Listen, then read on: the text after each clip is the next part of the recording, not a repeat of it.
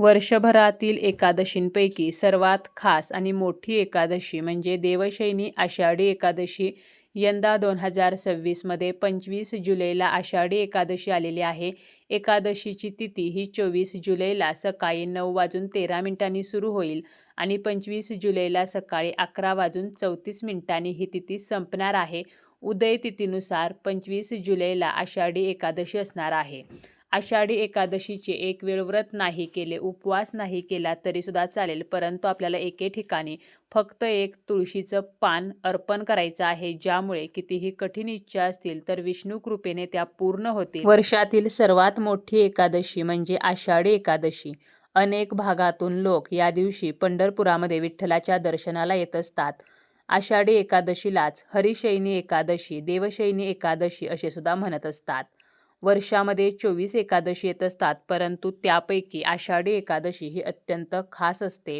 याच दिवसापासून श्रीहरी विष्णू हे विश्व चालवण्याचे काम भगवान शंकरांकडे सोपावून योगनिद्रेमध्ये जात असतात. म्हणजे आषाढी एकादशीपासूनच चातुर्मासाला सुद्धा सुरुवात होत असते.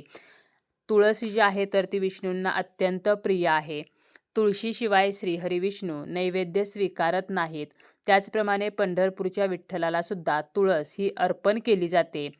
तुळस जी आहे तर ती अत्यंत पवित्र आणि शुभ मानली जाते. प्रत्येक हिंदूच्या दारामध्ये तुळस असते. आषाढी एकादशीच्या दिवशी आपल्याला म्हणूनच एके ठिकाणी तुळशीपत्र जे आहे तर ते अर्पण करायचं आहे, ज्यामुळे आपल्या इच्छा पूर्ण होतील. आषाढी एकादशीच्या दिवशी सकाळी लवकर उठायचं आहे. शक्य असेल तर ब्रह्ममुहूर्तावरती उठायचं आहे. स्नान करायचं आहे. स्नान करताना आंघोळीच्या पाण्यामध्ये थोडेसे गंगाजल टाकायचे आहे. गंगाजल नसेल तर चिमूटभर हळद टाकायची आहे आणि त्या पाण्याने स्नान करायचे आहे. त्यानंतर आपल्याला देवपूजा करायची आहे. विठ्ठलाची मूर्ती आपल्या देवघरामध्ये असेल तर त्या मूर्तीची विधिवत पूजा करायची आहे, किंवा विष्णूंची मूर्ती असेल तर आपण त्या मूर्तीची सुद्धा विधिवत पूजा करू शकतो. जरी आपल्याकडे विष्णूंची मूर्ती नसेल, विठ्ठलांची मूर्ती नसेल, तरी प्रत्येकाच्या देवघरामध्ये बाळकृष्णांची मूर्ती असते. बाळकृष्णांची सुद्धा आपण या दिवशी विधिवत पूजा जी आहे तर ती करू शकतो. मूर्तीला आपल्याला विधिवत अभिषेक करायचा आहे. पंचामृताने आपण हा अभिषेक करू शकतो. ही पूजा जी आहे तर ती सेपरेट आपण करू शकतो किंवा देवघरामध्ये केली तरीसुद्धा चालेल. त्यानंतर त्या मूर्तीला आपल्याला स्वच्छ कपड्याने पुसून घ्यायचं आहे आणि जागेवरती आपल्याला ती मूर्ती ठेवायची आहे. त्या मूर्तीला चंदन किंवा अष्टगंध लावायचा आहे. पिवळी फुले अर्पण करायची आहेत. जरी आपल्याला पिवळी फुले मिळाली नाहीत तर इतर सुगंधी फुले सुद्धा आपण अर्पण करू शकतो. जर आपल्या देवघरामध्ये शंख असेल तर शंखसुद्धा विठ्ठलाच्या मूर्तीसमोर आपल्याला ठेवायचा आहे आणि शंखाची सुद्धा आपल्याला पूजा करायची आहे. त्याचप्रमाणे अगरबत्ती, धूप लावायचा आहे आणि नैवेद्यसुद्धा आपल्याला दाखवायचा आहे. नैवेद्यामध्ये आपण गुळ खोबरे किंवा गुळ शेंगदाणे किंवा फळे, खडीसाखर, ड्रायफ्रूट्स तर असा नैवेद्य ठेवू शकतो आणि नैवेद्यावरती तुळशीपत्र जे आहे तर ते आवर्जून ठेवायचं आहे. एकादशीच्या दिवशी आपण तुळस तोडत नाही, त्यामुळे आपल्याला आदल्या दिवशीच तुळशीची पाने जी आहेत तर ती तोडून ठेवायची आहेत आणि नैवेद्यावरती आपल्याला आवर्जून तुळशीचं पान जे आहे तर ते ठेवायचं आहे, कारण श्रीहरी विष्णू हे तुळशीपत्राशिवाय नैवेद्य स्वीकारत नाहीत. त्याचप्रमाणे आपल्याला 1000 तुळशीच्या पानांचा एक अत्यंत प्रभावी उपायसुद्धा करायचा आहे.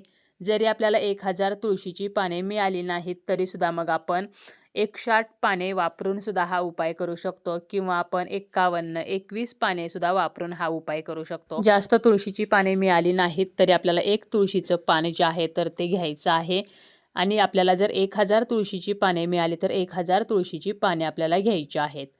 आता ही पाने घेतल्यानंतर ती देठासह आपल्याला घ्यायची आहेत. आपण ज्या ठिकाणी पूजा केलेली आहे तर त्याच ठिकाणी आपल्याला हा उपाय करायचा आहे.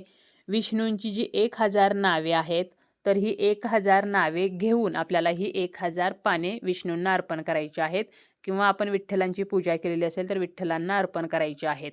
एक पान घ्यायचं, एक नाव घ्यायचं आणि त्यानंतर विठ्ठलांच्या चरणी आपल्याला एक तुळशीपत्र अर्पण करायचं. पुन्हा दुसरं पान घ्यायचं आणि पुन्हा आपल्याला दुसरं नाव घेऊन ते विठ्ठलांना अर्पण करायचं आहे. आता 1000 पाने मिळाली नाहीत तर आपल्याला एकच पान घ्यायचं आहे, किंवा आपल्याला 51 पाने मिळाली तर आपण 51 घेऊ शकतो, 21 मिळाली तर 21 घेऊ शकतो आणि उजव्या हातामध्ये आपल्याला ही तुळशीची पाने घ्यायची आहेत आणि त्यानंतर आपल्याला विष्णूंची 1000 नावे जी आहेत तर ती घ्यायची आहेत, किंवा जे विष्णू सहस्रनाम आहे तर त्याचं आपण पठण करू शकतो आणि ही जी पाने आहेत तर ती आपल्याला विष्णूंना किंवा विठ्ठलांना अर्पण करायची आहेत.